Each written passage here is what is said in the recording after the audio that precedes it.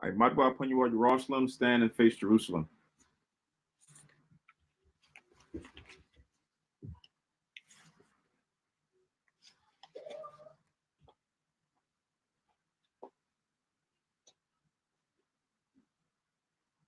The blessing of the day of Sabbath, of the day of Simon.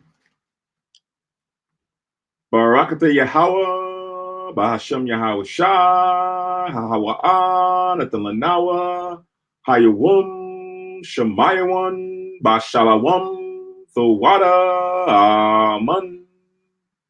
Blessed are you, Yahweh, in the name of Yahweh Shah, that gives to us the day of Simon in peace. Thank you, so be it.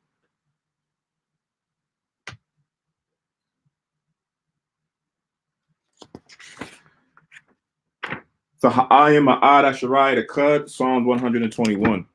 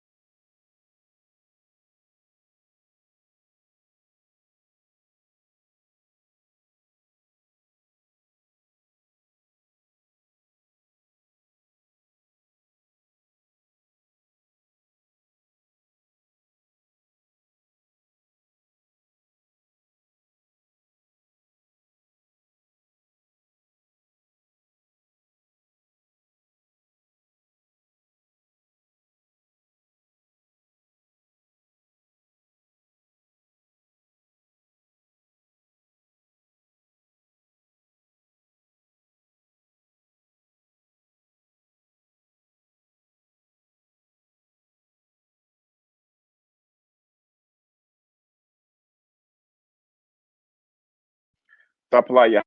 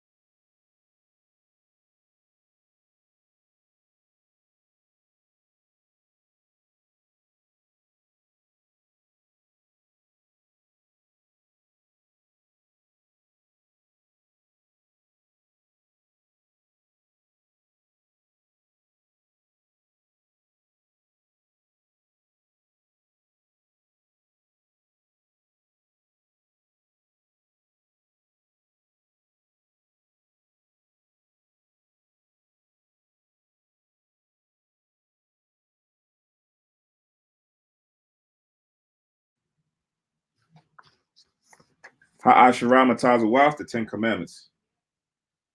La'a Yahaya Laka Alahayim Makayim Malpanya La'a Ta'aisha Laka Paso La'a Ta'ibadam La'a Talakwakath Shamwa Yahawah Alahayaka Lashua Zakar Ath Hayawum Hashabath La Kodashwa, Kabad, Abiyaka, Wa Amaka, La Taratizak, La Thana'ap, La Thaganab, La Ta'ina, Shakur, La Thakamad, Ko Ashara, La Ra'ayaka, Aman.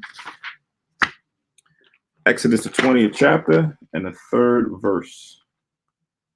Thou shalt have no other gods before me. Thou shalt not make unto thee any graven image or any likeness of anything that is in the heaven above, or that is in the earth beneath, or that is in the water under the earth. Thou shalt not bow down thyself to them, nor serve them, for I, the Lord thy God, am a jealous God, visiting the iniquity of the fathers upon the children, unto the 3rd and 4th generation of them that hate me, and showing mercy unto thousands of them that love me and keep my commandments. Thou shalt not take the name of the Lord thy God in vain, for the Lord will not hold him guiltless that taketh his name in vain. Remember the Sabbath day to keep it holy. 6 days shalt thou labor and do all thy work, but the 7th day is the Sabbath of the Lord thy God. In it thou shalt not do any work, thou nor thy son, nor thy daughter, thy manservant, nor thy maidservant, nor thy cattle, nor thy stranger that is within thy gates. For in 6 days the Lord made heaven and earth, the sea, and all that in them is, and rested the 7th day. Wherefore the Lord blessed the Sabbath day and holiday. Honor thy father and thy mother, that thy days may be long upon the land which the Lord thy God giveth thee. Thou shalt not kill, meaning murder.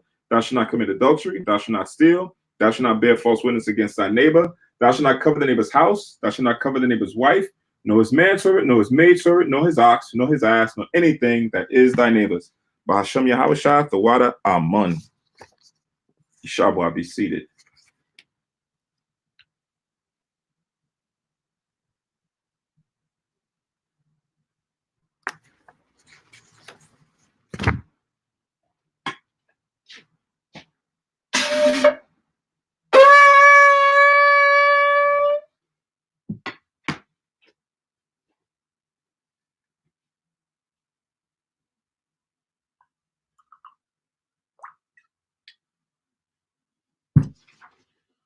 Barakatah Yahweh, Bahashem Yahweh Shai, Asheran, Athalanawa, Parya Hagapin, Thawada Aman, La Yahweh, Bahashem Yahweh Shai, Ath, Yasha Allah.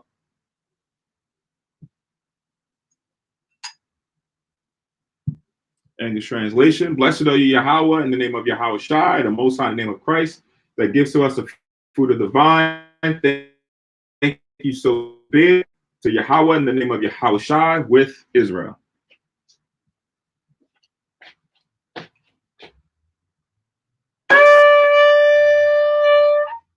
I might well upon you on Jerusalem, stand and face Jerusalem.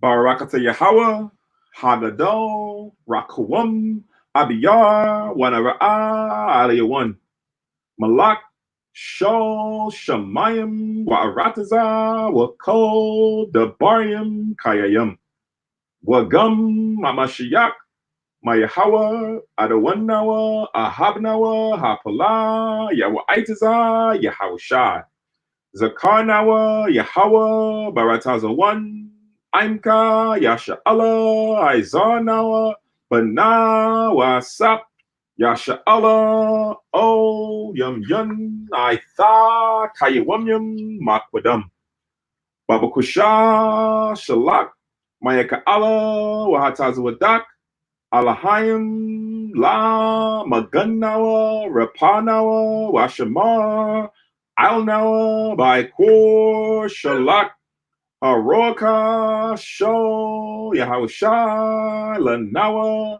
Lalamanawa, Rabiam, Kakama, Tabawana, Wadaith, Sho, Dabarka, Bahasham, Yahushai, Thawada, Thum Yad, Wa'awalam, Amun.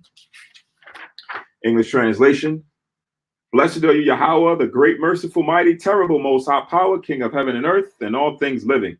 And also the anointed from Yahweh, our Lord, our friend, the wonderful counselor, Yahweh Shai. Remember us, Yahweh, favorably, your people Israel. Help us build and gather Israel. Most high, we beg you, right now, like the days of old, please send Michael and the righteous powers to protect us, heal us, and watch over us. Mainly send the spirit of Yahweh Shai to us to teach us much wisdom, knowledge, and understanding of thy word. In the name of Yahweh Shai, thank you always and forever. So be it. Repeat the Hebrew only. Blessed are Yahweh in the name of Yahweh Shai that gives us the law. Barakatah Yahweh, Bahashem Yahweh Shai, Asherah, Nathalanawa, Athawarah. Blessed are Yahweh in the name of Yahweh Shai that gives us light to see. Barakatah Yahweh, Bahashem Yahweh Shai, Asherah, Nathalanawa, Awar, Larawa. Blessed are Yahweh in the name of Yahweh Shai that gives to us the rams one to call the people. Barakatah Yahweh, Bahashem Yahweh Shai, Asherah, Lethalanawa, Ha'ayo, Koran, La Korah, Ha'aim. Yeshabwa, be seated.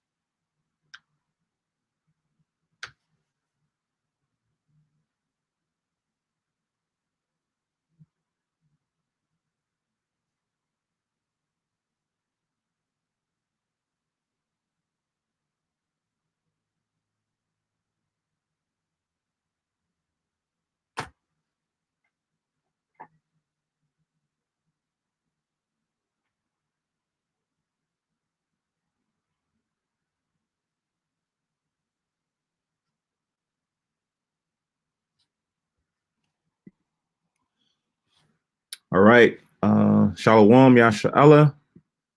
I want to say Ashar, Yawum Shemaiwan, or Happy Day of Simon. This is the memorial, a day of remembrance of the day for the plights of one of our ancestors, our brothers in the fight, Sion, who was a part of the Maccabees, who did some, valiant and righteous deeds for us in the past when we read the scriptures in the Apocrypha. And one of the things that was in there was that we would remember this day moving forward throughout our history. So we're coming in the second on this day to remember, read through some scriptures to remember our brother Simon, Judas Maccabee brother, for what he had done to us during the times of the Roman Empire when we were kind of in the straits, trying to keep the Most High's temple sanctified and cleansed, and also to keep the law, statutes, the commandments in the midst of all that was going on. So it's the same thing that we're doing right now, as far as for trying to keep these commandments in these last days, amidst all what's going on, and still remembering the will of the Most High. Right. So this is what we've come together this evening to do. So this is Hayashral Kanas, the Congregation of Israel, for those who are tuning in, which is out of Philadelphia, Pennsylvania, Germantown Avenue. And Hayashral Kanas, we pride ourselves on dealing with the Most High's laws, statutes, commandments. The history is what we're about to go through tonight. The prophecies, the testimonies, the wisdom that comes from the scriptures that apply to us and trying to move forward and keep the spirit of Yahweh Shah or Jesus Christ going in our lives until the day he returns and redeems us. All right. So there's a lot that's going on right now. So it's beautiful that we can at least try to take the time out to remember some goodness and kind of inspire us to keep forging forward in the midst of what was going on then, same thing as now, to kind of give us that right headspace to move in a positive and a righteous direction. So we're going to go through some scriptures in the Apocrypha, the book of the Maccabees. I'm here with Kahan Nabiyah. I think you're still muted, Kahan, just to remind you. Here with Kahan Nabiyah. We're going to go through scriptures, read the story in First Maccabees, and then add some precepts and testimonies, and then we'll close out and do the closing prayers. All right, so I'll let Kahan Nabiyah, priest Nabiyah Zaraba Bo, start us off and get into some scriptures and get the spirit going. Khan, and the water Khan Samak for that. And I'll also say this too. It's funny you mentioned remembering good times, right? The righteous times that we're in, remembering time, because this particular day, a day, I guess, to be despised. At least this day, year 1948, is a certain thing that happened in 1948, which is part of prophecy, due to our disobedience as a nation, was the founding of the false state of Israel, ordered by up in history what they call the Balfour Declaration. So, I'm saying that at least for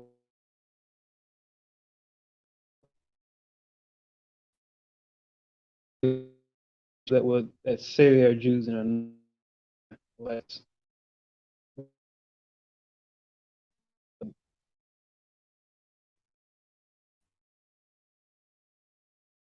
And let's read why we remember.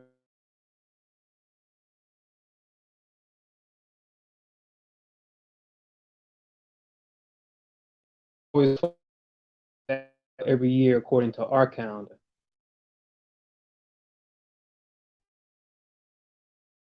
According to the Gregorian calendar,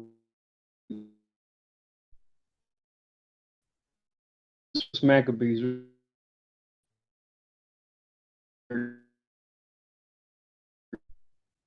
and we'll try to complete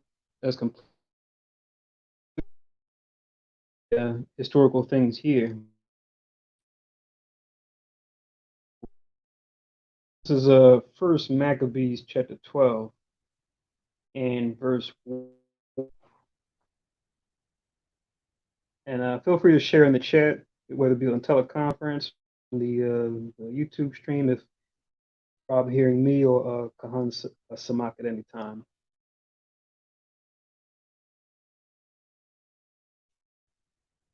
So this is Maccabees.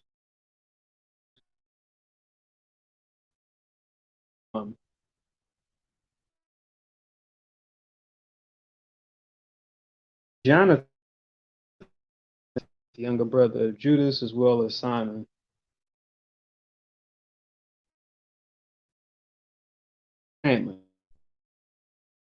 rising up against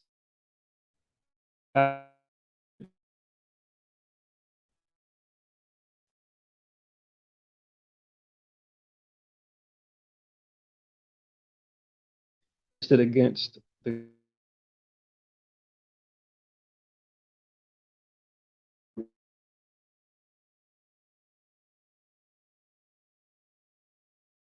so from one now when Jonathan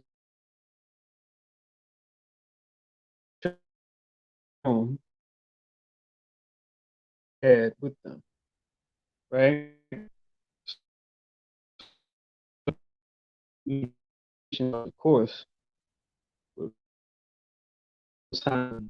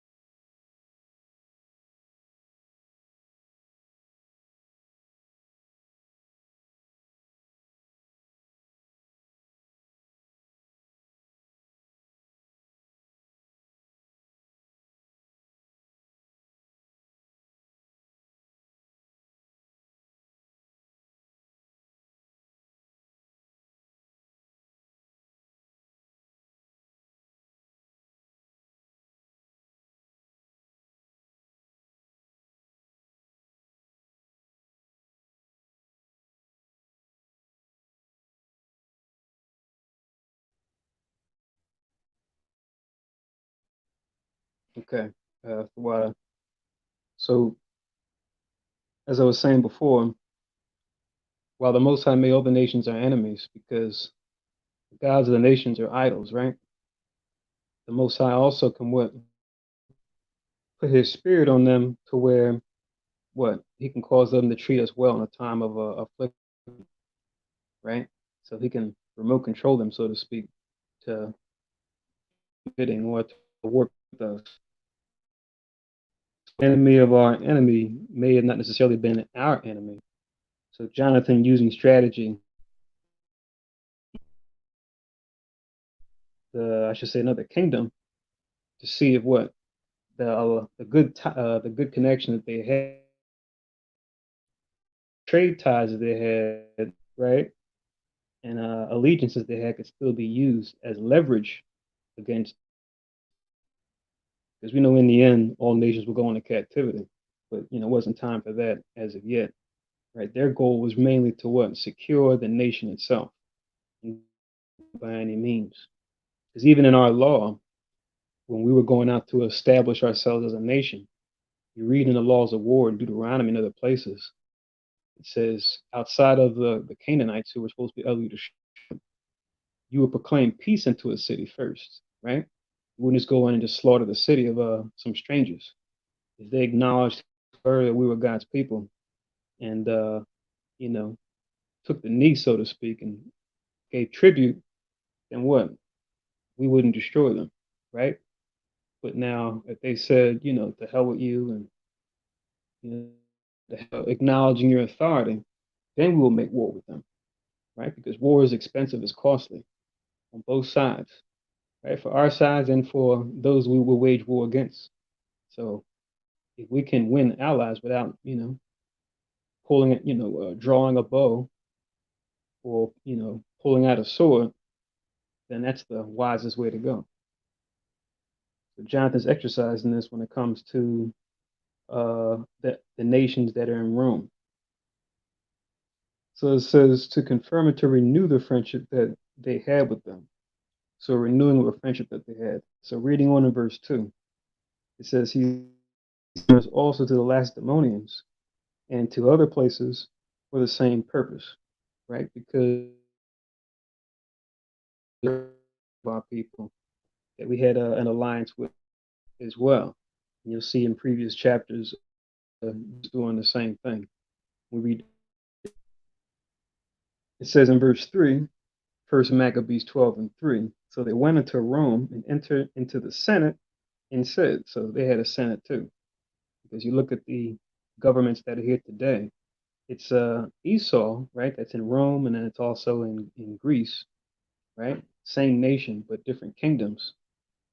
You'll see today when it comes to their dominant governments, whether it be America, France, etc., similar models, similar methods, similar government structures that the Greeks and Romans did, right? So the idea of a Senate isn't a new concept, right? It was there in Rome because remember, before it was an empire, before you had a Caesar, it was a Roman republic. So reading on,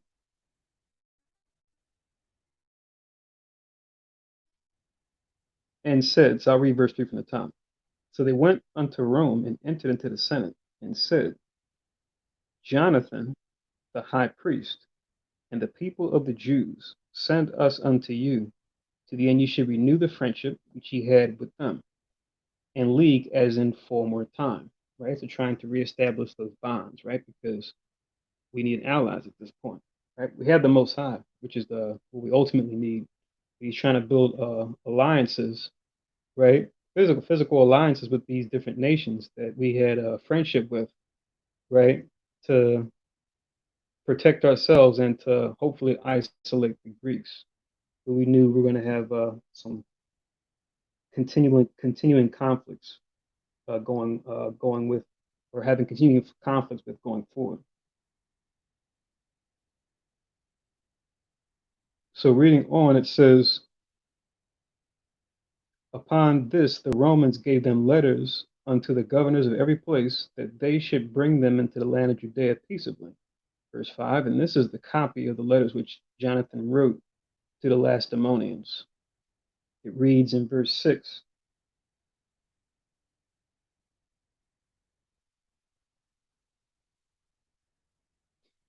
Jonathan the high priest and the elders of the nation, and the priest and the other people of the Jews unto the Lacedaemonians and their brethren send greeting. Verse 7.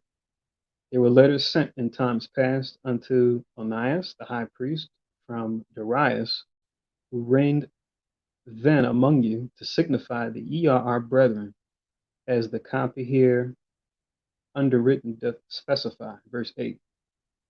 At which time Onias entreated the ambassador that was sent honorably, and received the letters wherein declaration was made of the league and friendship.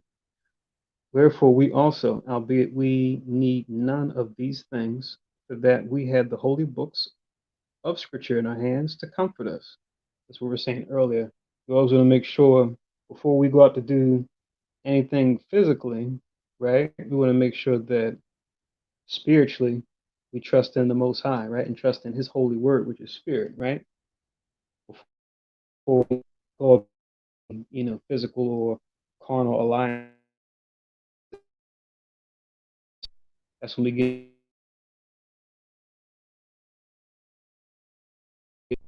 instead of putting our trust, trusting in the blessing that He may give horses, chariots, weapons, right? Able-bodied soldiers, etc. And so when it comes to warfare, it says, verse 10, have nevertheless attempted to send unto you for the renewing of brotherhood and friendship, lest we should become you altogether. There is a long time past since ye sent unto us. To strengthen those ties, didn't want much time to go by, or too much time to go by.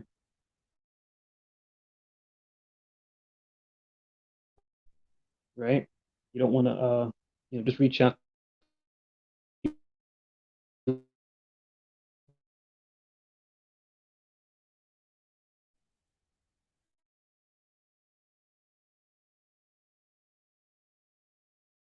and both and convenient days to remember you. Do remember you. Where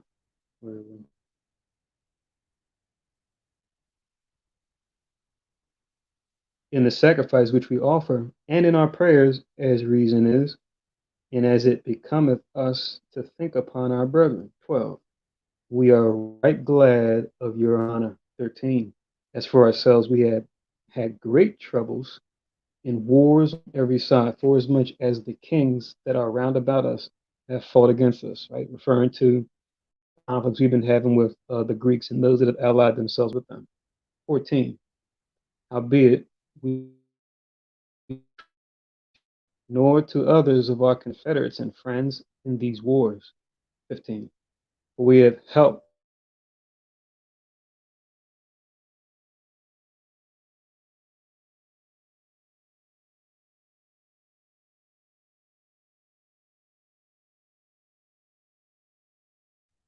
dealt with him and made him our first and only, our main trust.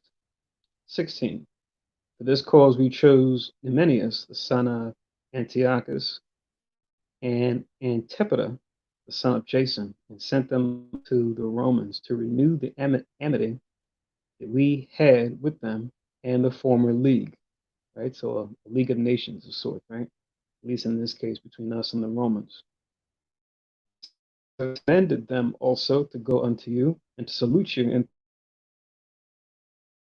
the renewing of our brotherhood. 8.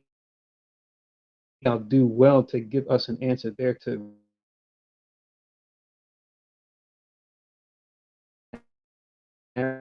The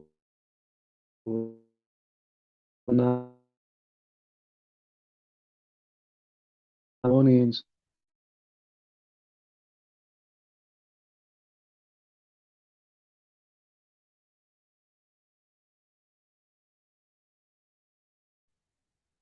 ye shall write unto us of your prosperity, We do write back again to you that your cattle and goods are ours, and ours are yours. We do command, therefore, our ambassadors to make report unto you on this wise, right? So just in reestablishing this league with each other, they're trying to show what, ours is yours and yours is ours, right? We don't mind, sharing our wealth, our resources, right? When it comes to whatever need you may have and whatever need, hopefully, that we have. 24. Now, when Jonathan heard that Demetrius' princes were come to fight against him with a great host, then afore, now after reaching out to make those leagues, now he's having this conflict rise back up again. When he heard that his princes, Demetrius' princes or chiefs, came to fight against him with a great host and afore, or a bigger host, it says in verse 25, he removed from Jerusalem and met them in the land of Amathus, for he gave them no respite to enter his country. Right? So now, respite. So what does respite mean? So, and I was mentioning certain words and what they mean. An app I like to use is dictionary.com. If I don't have a hard college level dictionary, or a website too. These are words, but also the archaic definition too. Sometimes you might, when the translation was made. Respite here, you can probably see it. I'll see what the first definition is. It says,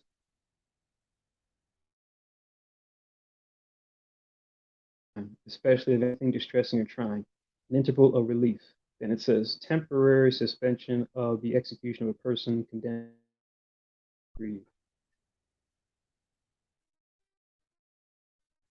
So, to respite as a verb, to grant delay in the carrying out of a punishment, especially for anything distressing or trying. Interval of relief from. If you don't,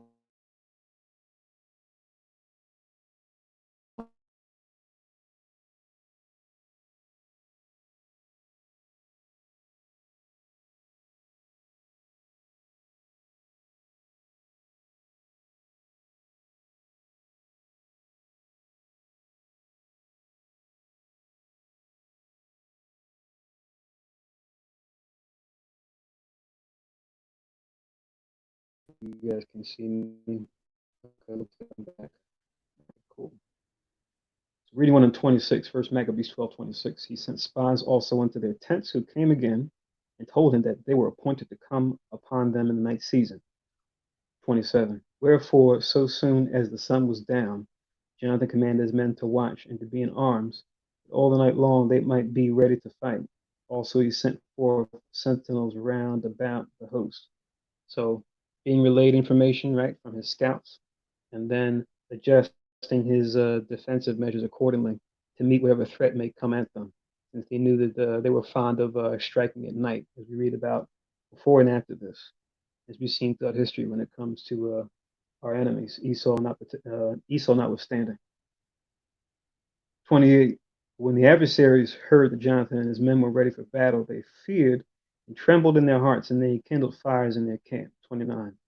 Howbeit Jonathan and his company knew it not till the morning, for they saw the lights burning. 30. Then Jonathan pursued after them, but overtook them not, for they were going over the river Eleutherus. 31. Wherefore Jonathan turned to the Arabians, who were called Zebedeans. You'll see in the middle caption, and sometimes they'll say Nabatheans. It begins with an N. We translate it from the Greek. And smote them and took their spoils, right? Because they were a thorn on our side. And I think they even allied themselves with the Greeks too.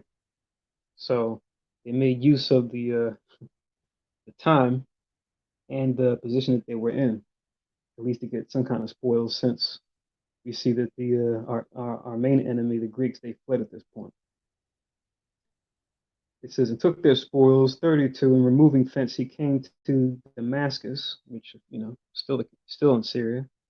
It's like right around where Israel is. It says, and so passed through all the country, 33. Simon also went forth, which is Jonathan's brother, like we discussed before, right? So they're all brothers, just as Judas was their brother. It says, 33 again. Simon also went forth and passing through the country unto Ascalon, and the holds there adjoining. From thence he turned aside to Joppa and won it, right? Which is kind of towards the west, right? Towards getting kind of close to the coast. That was in old Philistine country, now called Palestine, but it was called that because ancient times the Philistine were there, which are a Hamite nation, right? It says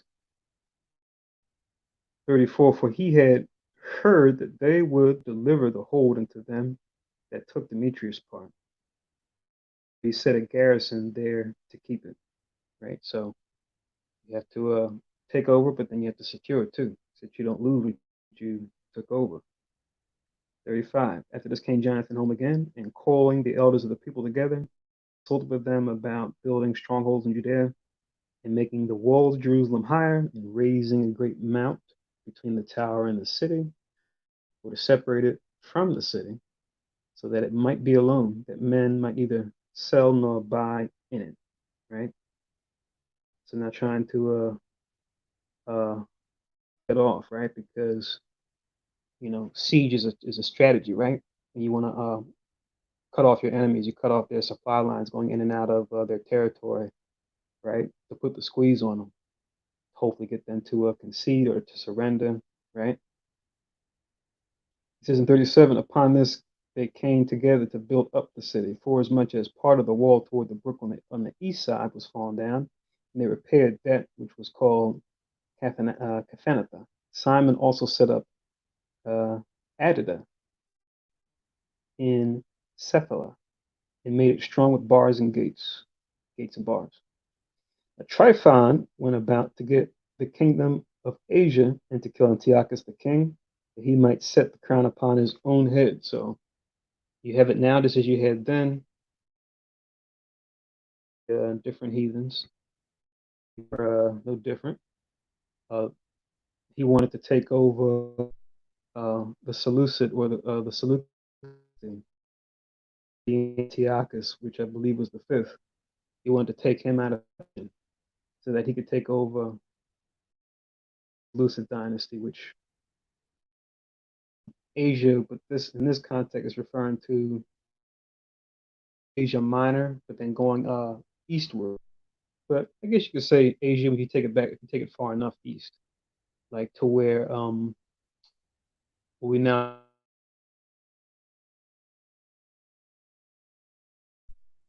spread all the way over. You look at the maps. Verse 40, howbeit he was afraid that Jonathan would not suffer or allow him, and that he would fight against him, wherefore he sought a way how to take Jonathan, that he might kill him. So he removed and came to Bethsan. 42. Now when Tryphon saw Jonathan came with so great a force, he durst not stretch his hand against him, right? So even when it comes to our enemies, right, they know the key is to, use all different types of tactics, right? You don't want to force with force, right? You done, and we're gonna get a feel for how they get done.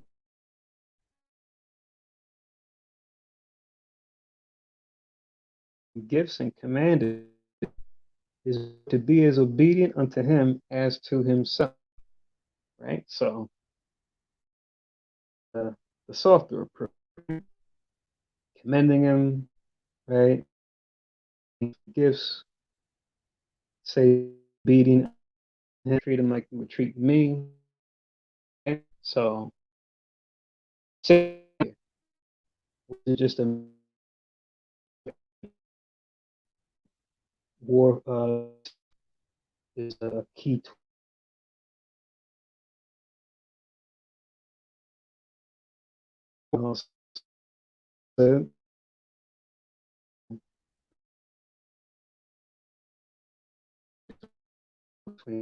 Right? So he's seeing all the problems that he's having, right? He's seeing North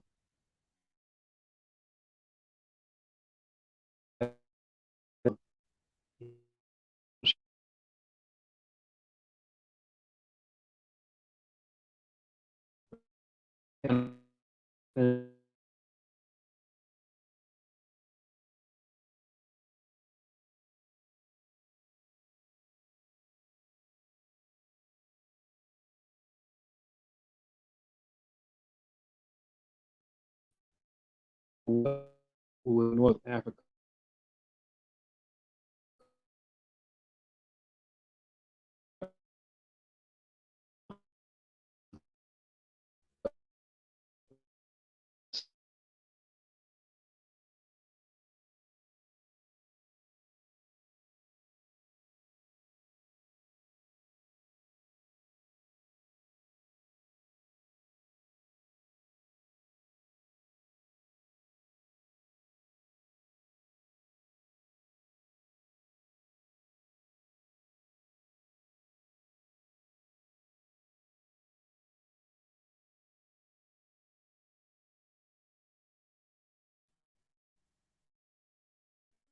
All right, thanks.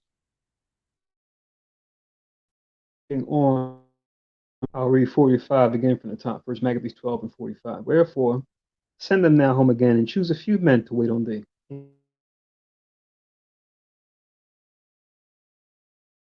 He was coming from that part of the empire, but he was supposedly split into four general areas, right? Between the four generals,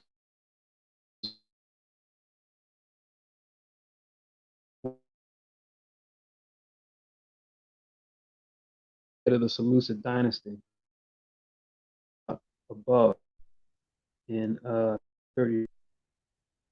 So he's telling Jonathan, I'll give this stronghold force and all that any charge. As for me, I'll return the part of my coming. Right? So a generous gift, right?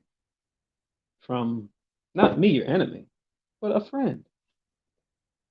So can we trust it? Let's see. 6. So Jonathan, believing him, did as he bade him. Of Judea. With himself he retained but 3, of whom he sent 2,000 to Galilee, and 1,000 went with him. Right? So he spread out his forces, right, to guard what was there. But then he went with just 1,000, right, to be his protection, right, as a precautionary measure. So he took him at his word, right, but let's see what happens. 48. Shut the gates and took him, and all them that came with him they slew with the sword. So it was deception, right?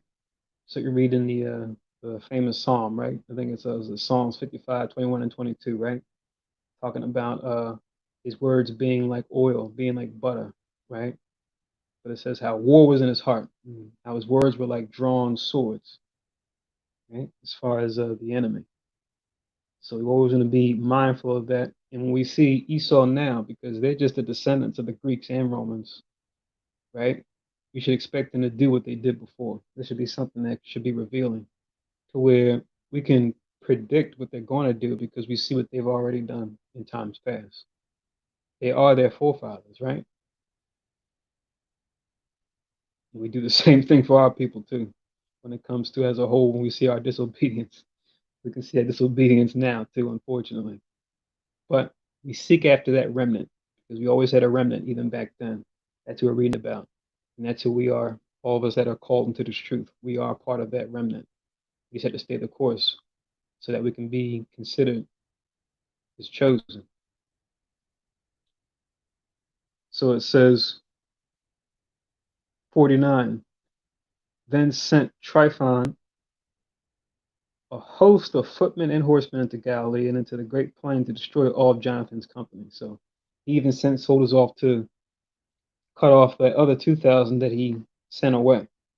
So Tryphon has an objective, which was to divide Jonathan's forces and take him captive. Now, when they knew that Jonathan and they that were with him were taken and slain, they encouraged one another and went close together, prepared to fight. They therefore that followed upon them, perceiving that they were ready to fight for their lives, turned back again. Whereupon they all came into the land of Judea peaceably, and there they bewailed Jonathan and them that were with him. And they were sore afraid, wherefore all Israel made great lamentation, right? Because another great son of Mattathias now has been taken out, and they don't even know, did they kill them all? Did they capture some? Is Jonathan himself, is he still alive? Is he captured, right? They haven't gotten word yet. All they know is that they were ambushed. So this is definitely a sad situation in Israel. 53, then all the heathen that were round about them sought to destroy them, for they said, they have no captain nor any to help them. Now therefore let us make war upon them and take away their memorial from among men. So look at that, right? So the goal, and we see it's about, as the saying goes, strike down the beast while it's wounded, right? So you see the nations waiting for their moment, right? To say, oh, if leader's been taken out, right? Now we can have a strong advantage against them, right? If they can't lock and load, right? Lock in together and form a strong defense. Now we can get the advantage over them and get the spoils of them. So, I don't need to mention Psalms 83, right?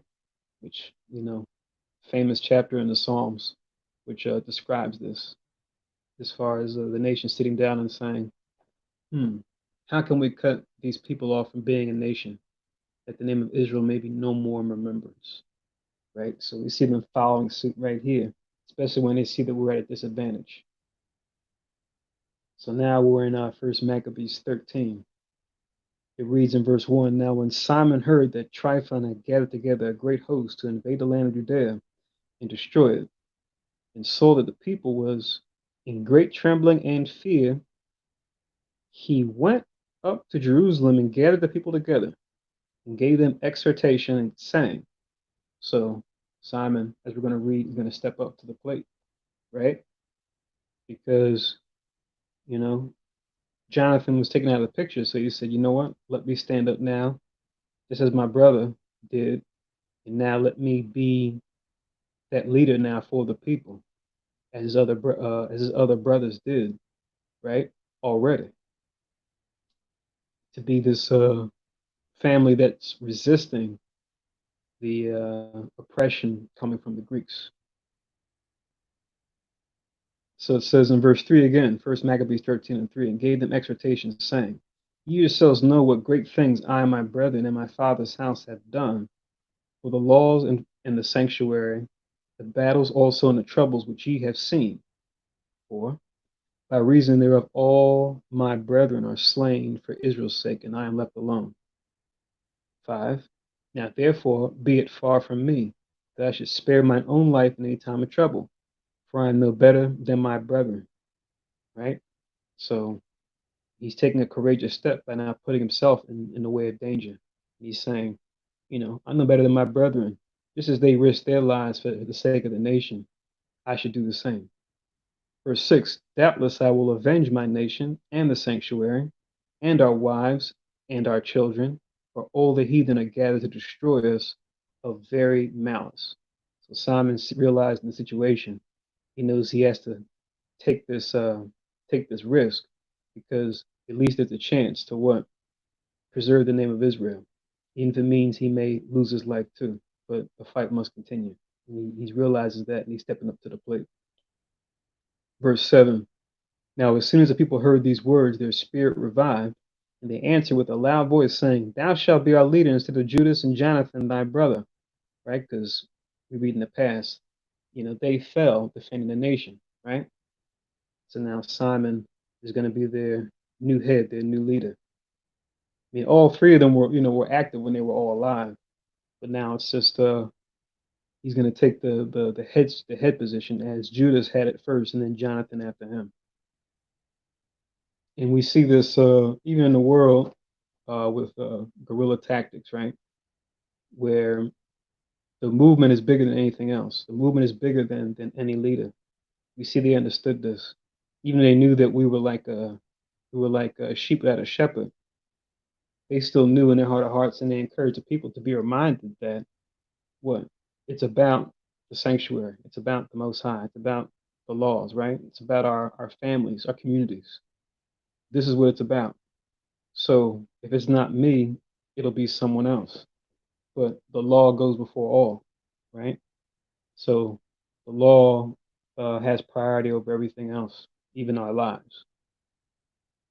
So that's the nature of warfare in its essence. Even in guerrilla warfare, you can't just destroy the people, you have to destroy the idea upon which the resistance is based, right? So the enemies know this, so that's what they're fighting, right? At least if they have those on their side are cunning, they know they just can't make martyrs out of their leaders back to back. They have to find some way to crush the ideology, right? Because otherwise, all it can do is just inflame more resistance. But what we're doing is fighting for, as he said above, fighting for the sanctuary, right? Fighting for the people. And he's acknowledging that his life isn't better than his brethren that lost their lives too, doing the same thing. And that the Most High's law is first above all. So these are true priests going above and beyond their duty, right? As warrior priests of sorts, right? Since they came from the house of Aaron. It says in verse 9, well, I'll read verse 8 again. It says, and they answered with a loud voice, saying, thou shalt be our leader instead of Judas and Jonathan thy brother. Verse 9, fight thou our battles, and whatsoever thou commandest us, that will we do. 10, so then he gathered together all the men of war and made haste to finish the walls of Jerusalem, and he fortified it round about. Right? So the people are restored, revived again. And now what? He's picking up where they left off, right? To fortify the city, strengthen the city, right? Make sure that it has a strong defense against any enemies that may come in or try to come in. Then it says in verse 11, also he sent Jonathan, the son of Absalom, and with him a great power to Joppa, who casting out them that were therein remained there in it. So he had a more specific assignment for another Jonathan, right? Not his brother Jonathan, to deal with Joppa. Then it says in verse 12, so Tryphon removed from Ptolemais with a great power to invade the land of Judea, and Jonathan was with him in war. So we see here it's revealed that Jonathan is actually still alive, right? But of course, they didn't know this, right? Or at least their scouts, if they had scouts, didn't find out or didn't hear word just yet. It was still kind of up in the air. It was just assumed, okay, Jonathan was captured. He's anything could happen at this point. We just hope and pray, for the best. But all in all, the resistance must continue. 13, but Simon pitched his tents in Adida over against the plain. Now when Tryphon knew that Simon was risen up instead of his brother Jonathan, meant to join battle with him, he sent messengers unto him, saying, whereas we had Jonathan thy brother in hold, it is for money that he is owing unto the king's treasure concerning the business that was committed unto him. So Tryphon up to his tricks once again. Once he realizes, ah, dang it, brother Simon, he's in charge now. They're motivated again. They're united again. All right, let's just try to figure out a way to throw this Simon off too by using more deception, right? Say that he owes the king's treasure, And because he's, behind in his tribute, that's the reason why we captured him. 16. Wherefore now send 100 talents of silver and 2 of his sons for hostages, that when he is at liberty, he may not revolt from us. We will let him go. Right. So check out their wager. Right. So this is like ransom money. Right. 200 talents of silver and 2 of his sons for hostages. Right, for leverage, to make sure that he pays the debt. 17. Whereupon Simon, albeit he perceived that they spake deceitfully unto him, right? So once bitten, twice shy, right? So Simon's not going to go for it. He knows exactly what happened in the case of Jonathan. And also, too, remember when it comes to Simon, that was something that even his father Mattathias saw in him being a man of counsel. That also means, being weary of the enemy, right? Understanding the deception that they would use. So we see that he's already anticipating that it's deception. It says, yet sent he the money and the children, lest peradventure perhaps he should procure to himself great hatred of the people. So since the people knew what the situation was and knew that Jonathan actually was alive, it was kind of a tough water stream to navigate. Him having to take all things into account, the deception coming from the enemy, and also the mind of the people, and him not want to put Jonathan in the position, at least a perceived position, that his life could have been preserved had he just did what they said. So that's what he did. For the sake of Jonathan and for the sake of the people, even though it's kind of like bad versus worse, right? But at least in this case, it won't be at least perceived that, oh, Simon was the cause of Jonathan's death because he refused. Verse 18, who might have said, because I sent him not the money and the children, therefore is Jonathan dead. So there it is. 19, so he sent them the children and the 100 talents, howbeit Tryphon dissembled, neither would he let Jonathan go. So once again, going back on his deal, right? Allusion back to, I referenced it earlier, Psalms 55, 21 and 22, right? Where it says, he had broken his covenant with those that be at peace with him. So that's what they're doing. 20.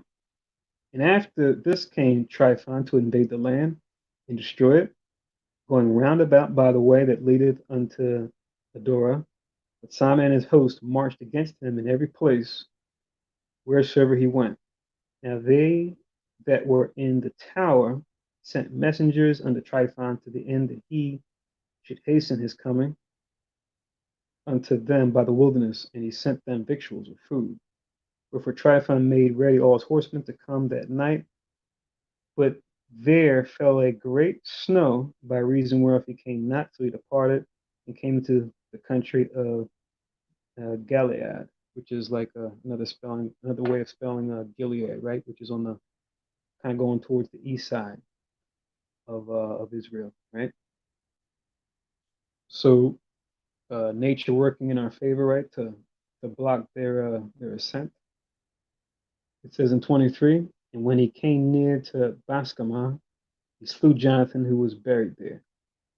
So I guess in his carnal mind, he figured, yep, well, I can't use him, for leverage the way I wanted to anymore.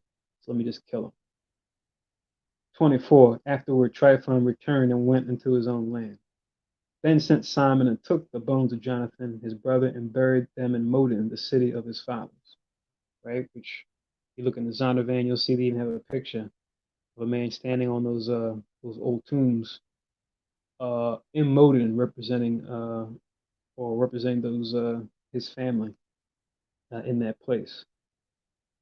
26. And all Israel made great lamentation for him and bewailed him many days. 27. Simon also built a monument upon a sepulchre of his father and his brethren.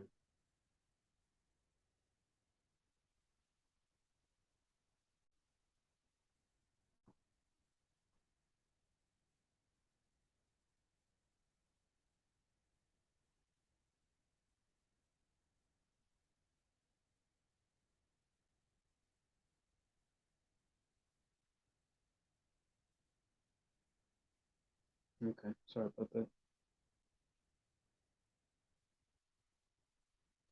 It says, I read 27 again.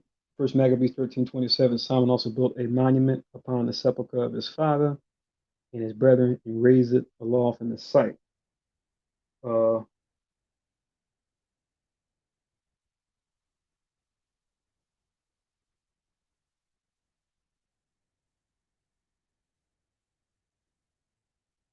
uh, yeah, sorry.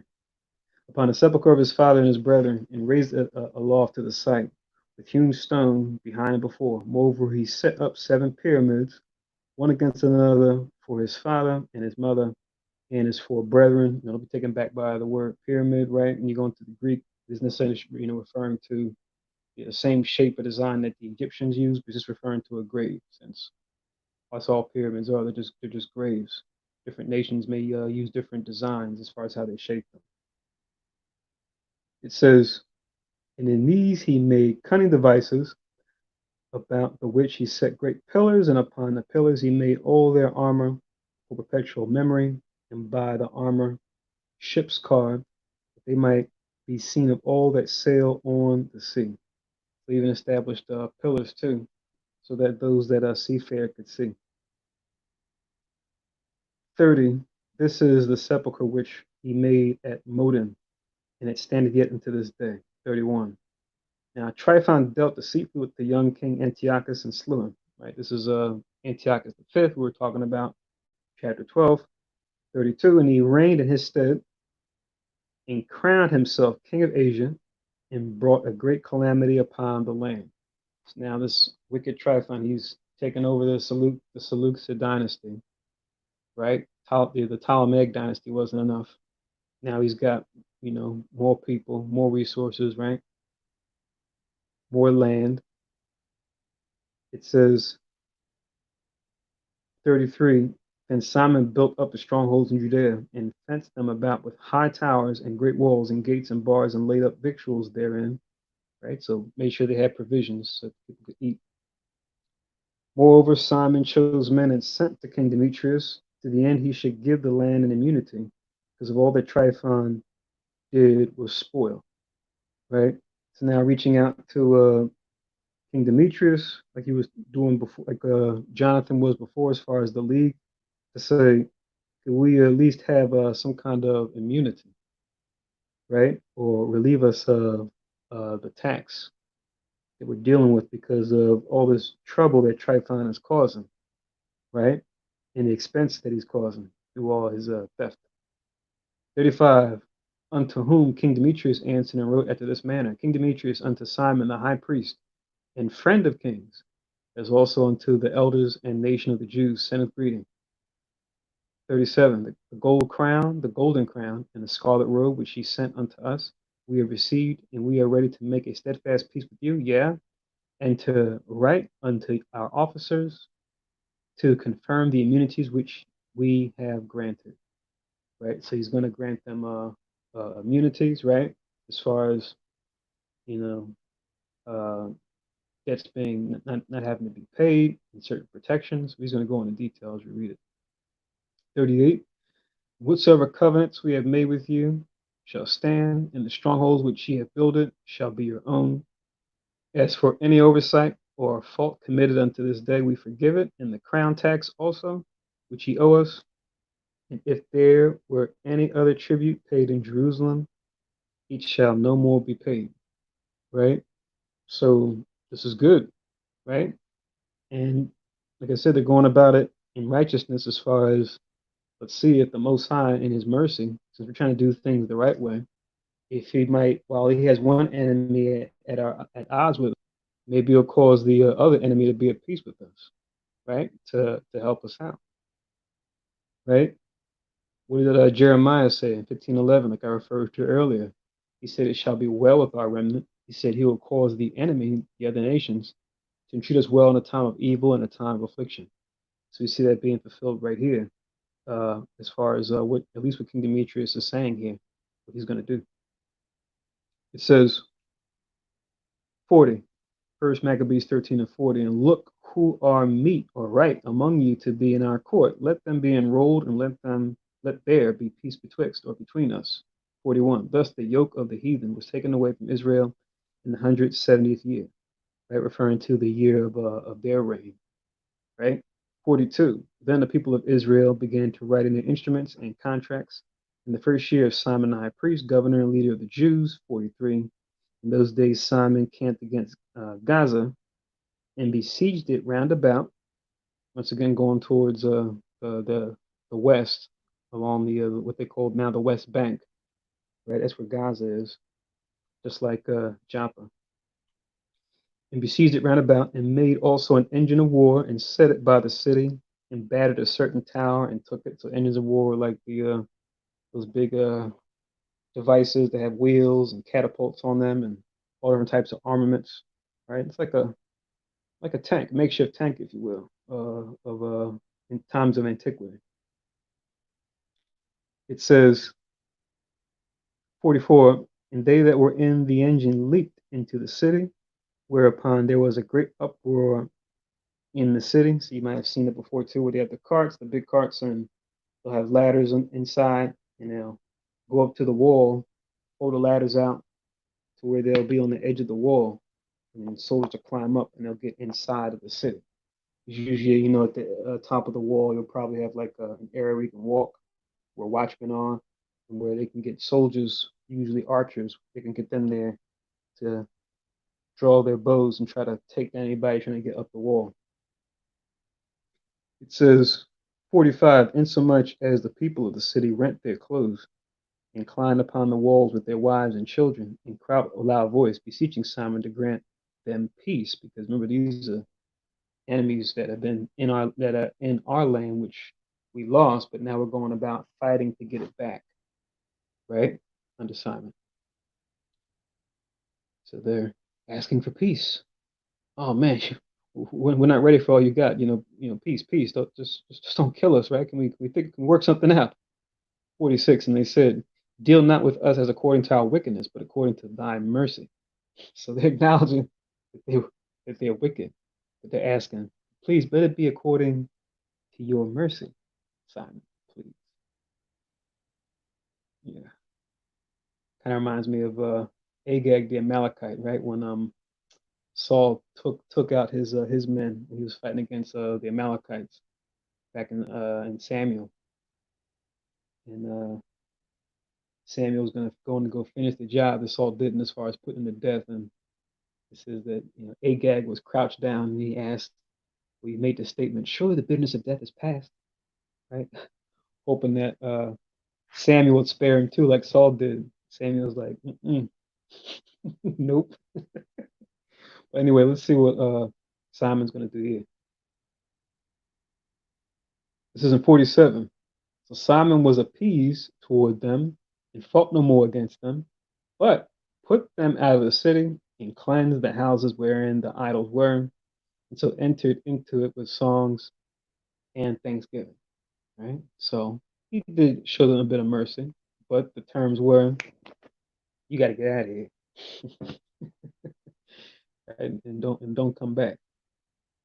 48. Yeah, he put all uncleanness out of it, and placed such men there as would keep the law, and made it stronger than it was before, and built therein a dwelling place for himself. Right? So fortified it, even made him like a room or a place where he could dwell.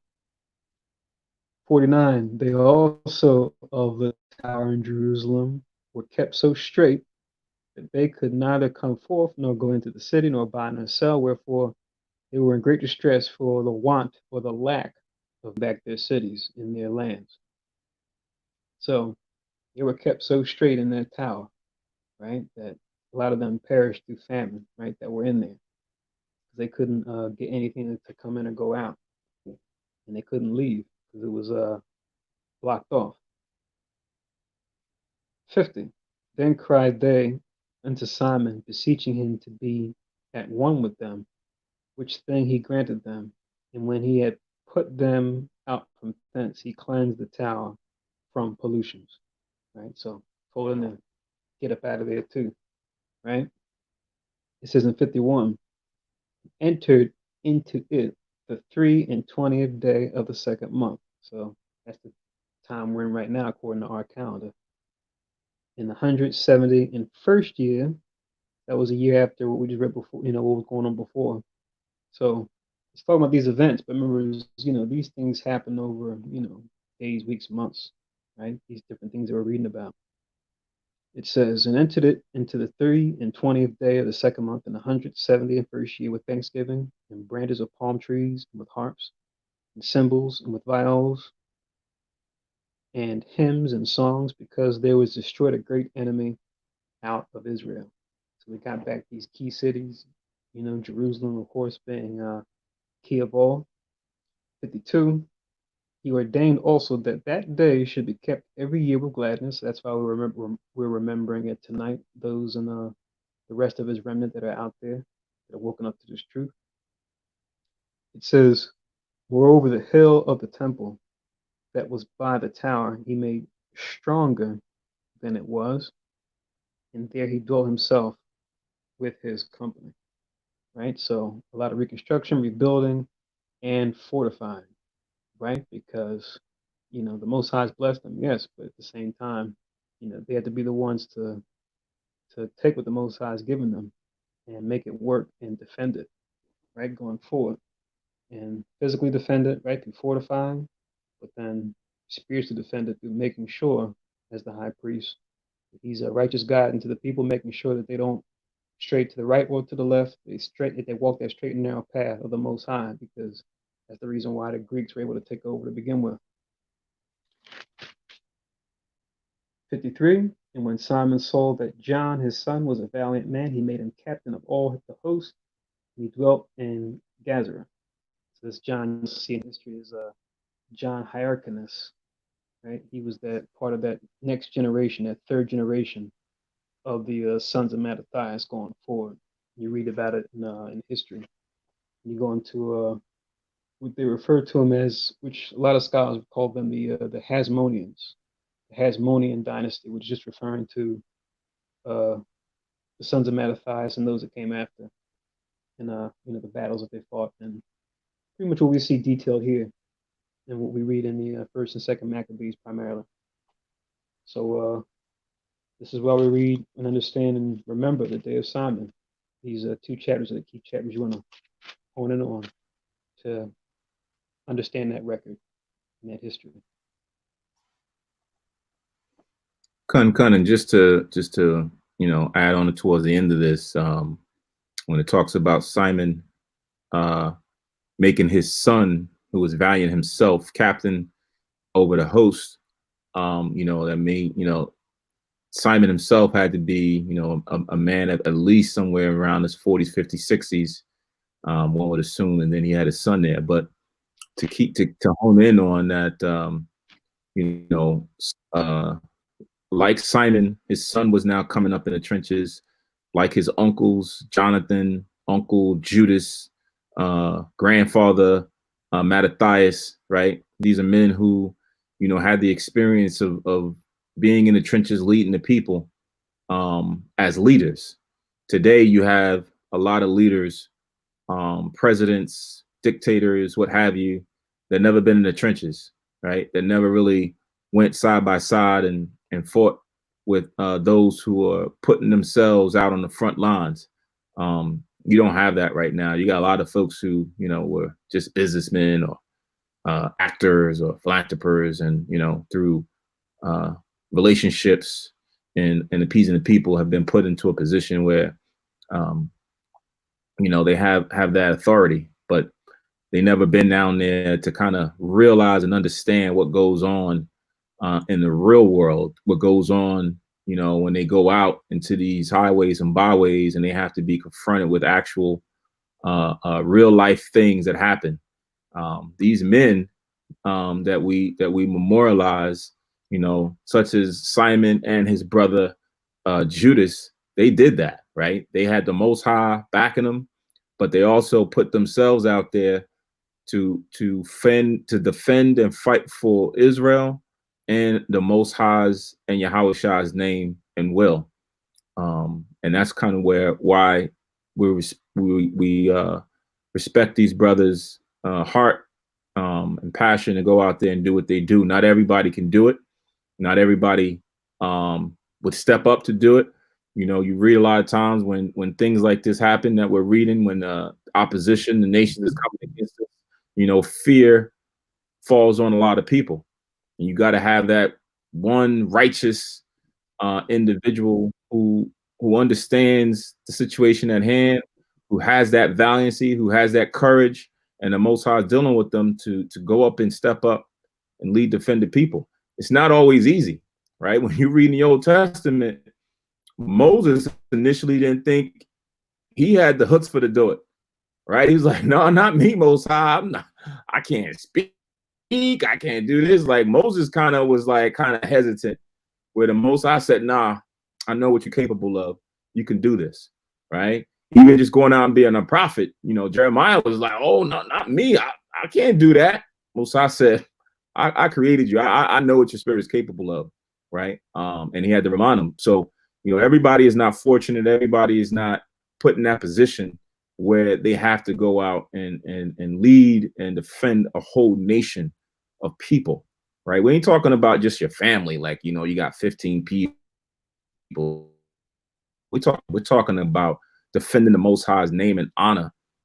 So that's why it holds weight when we do read and honor, you know, Simon. And they said, hey, every year we're going to go out there and do that, because that wasn't a light thing.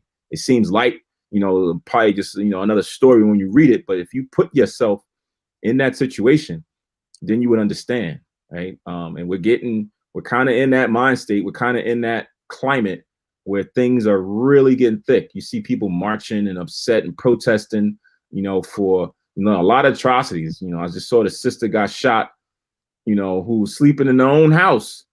Police came in, knocked on the wrong door to go serve a search warrant for drugs or something, and they went into the wrong house at 12 something in the night, bust in, and was met with a man trying to defend his own house, thinking somebody trying to burglarize him. And, you know, they got the stand your own ground laws, and they shot up the spot, killed her. And now what do? Right? They're going to just say, hey, we announced ourselves, and you're going to say, this is all crazy. This is wrong. Right? So at some point, you know, if we had individuals like that back then to stand up and lead the people, you have someone to rally around. Right? You know, you had your Malcolm X's, you know, in the 60s, 70s, you know, you had, you know, it figures like that who kind of apparently they fit that bill. But these are not individuals that had the Most High's name, that had the Most High's wisdom and laws to back them and to move forward. So when we consider these individuals, these brothers, sisters, consider that, you know, that they were fighting for everybody, fighting for the honor of Israel and the name of the Most High that was on our backs. So, you know, we give these brothers and sisters an applaud for doing what they do. That kind of goes into why we still here today. Right. So, you know, the water to Brother Simon Shemai one in the Hebrew for his accolades that he did in the past. Come. And if I could, I wanted to read just on what you were talking about. The counsel of Gamaliel, the one who taught Paul, because what he said was wise, right? Concerning the disciples at that time who were teaching Christ. Like you said, when it comes about movements, when our people are doing different movements, unless the Most High's law is center of the movement, it's only a matter of time before it'll break down and dissipate. And they couldn't argue against the Gamaliel and his counsel, right, even though they were still vexed by the disciples and what they were doing. Mm-hmm. So this is Acts chapter 5. I'll start from 33.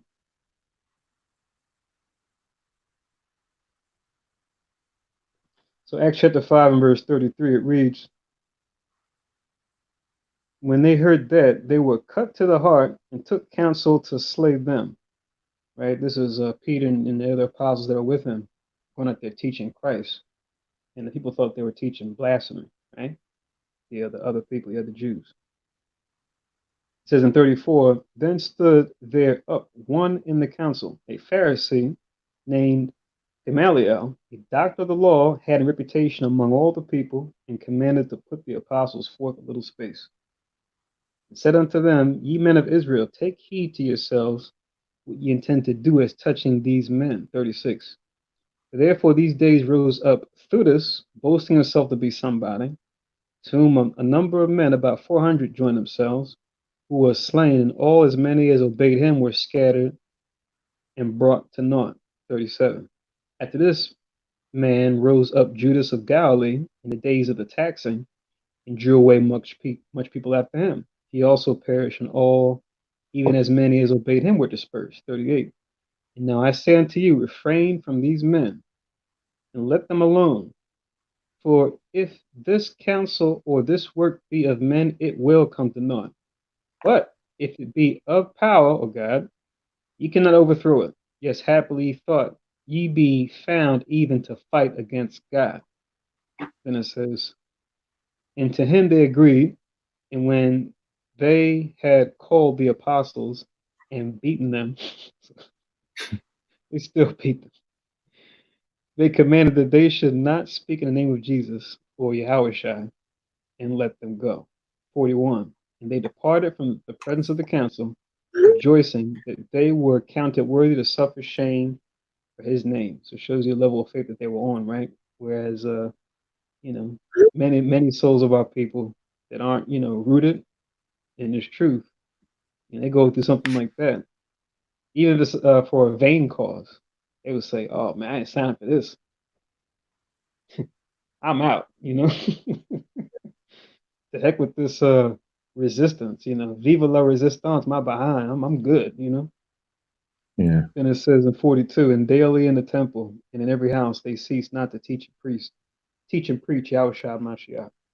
So it just shows you, this movement is so heavy, and that it's really the final movement, right? To where look, all this time has gone by from the time of Acts to, well, from the time of Maccabees to the time of Acts, even to the time of now, and it's still going, right?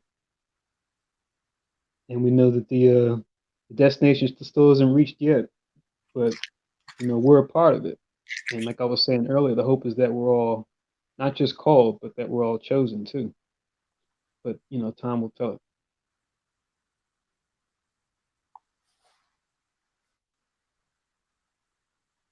Con. So that being said, again, happy day, Simon. To the brother, Most High's what I don't say Most High's well, but he's probably here, in the regeneration of the spirit, walking, continuing to work. Don't know this was him that he's reading in right now in the present, but or if he's not here, I know he'll be raised up in that day when Yahushua comes back to redeem those chosen and elect.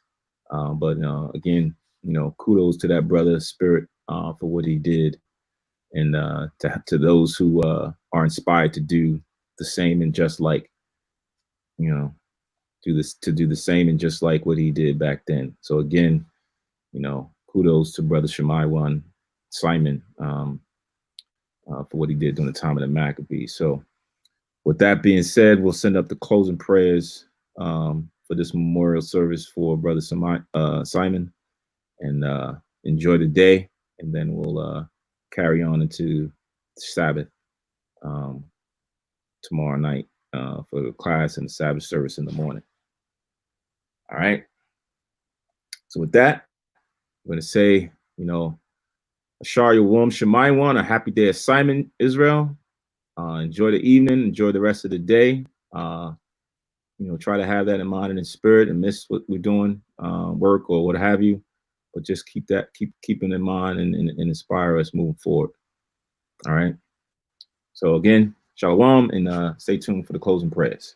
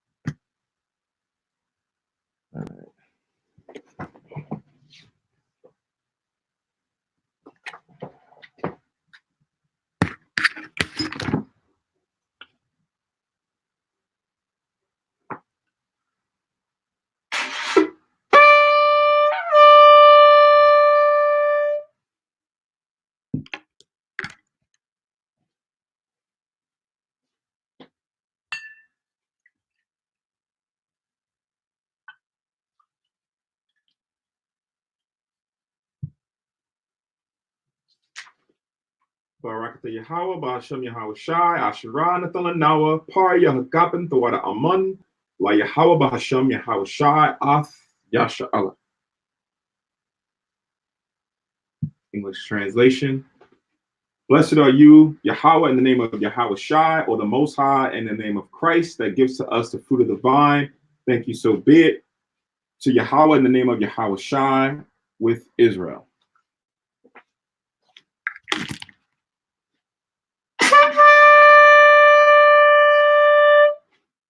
I Madwa Punyoy Rosalind, stand and face Jerusalem.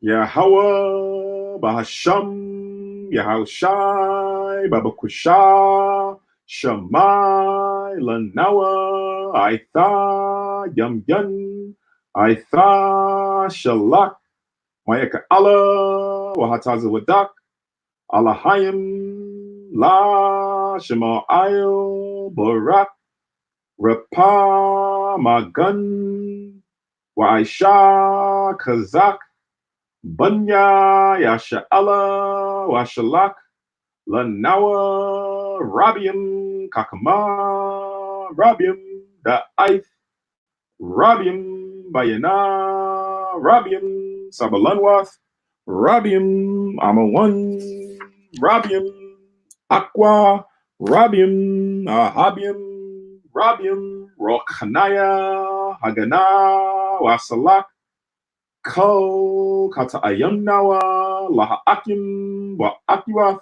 Wayasha'Allah, Thum Yad, Wayawalam, Bahasham, Yahawashai, Thawada, Aman. English translation. Most High, in the name of Christ, please listen to us now, right now. Send Michael and the righteous powers of angels to watch over, bless, heal, protect, and make strong the children of Israel. And send to us much wisdom, much knowledge, much understanding, much patience, much faith, much brotherhood, much love, much spiritual protection, and forgive all our sins for the brothers in Israel, for the brothers and sisters and Israel always and forever. In the name of Yahushua, thank you, so be it. Blessing for the food.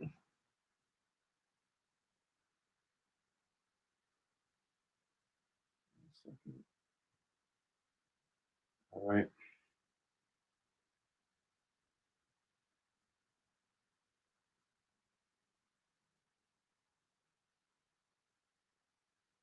Yahweh, Gadawo, Bahasham, Madawanya, Yahawashai, Babakusha, Barak, Ma'ako, Yanawa, Shatayawath, Yanawa, Yayan, Yanawa, Lakam, Yanawa, Shakara, Yanawa, Zakat, Shal, Yawum, Shemayawan, Bahasham, Yahawashai, Thawada, Aman.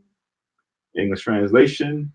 Yahweh, the Most High, the great power Most High, in the name of our Lord Yahushua, please bless our food, our drink, our wine, our bread, our strong drink for the feast of the day of Simon. In the name of Yahushua, thank you, so be it. Four Corners Prayer. Yahweh, Bahasham, Yahushua, Barak Nawa, Wa Yasha'Allah, Wa Batya Saparium, Shema, Yasharallah, Yahweh, Allah Hayanawa, Yahweh, Akhad. All right, English translation. Most High, in the name of Christ, bless us, Israel, and the house of books or schools. And Deuteronomy 6:4, hear, O Israel, the Lord our power is one power. With that, again, I'll say Ashar, Yawum, Shemai one, happy day, Simon. All Israel, please have a safe, blessed Tawab day. Osai's will, we'll see each other during the class tomorrow night. All right. Shalom. Shalom out.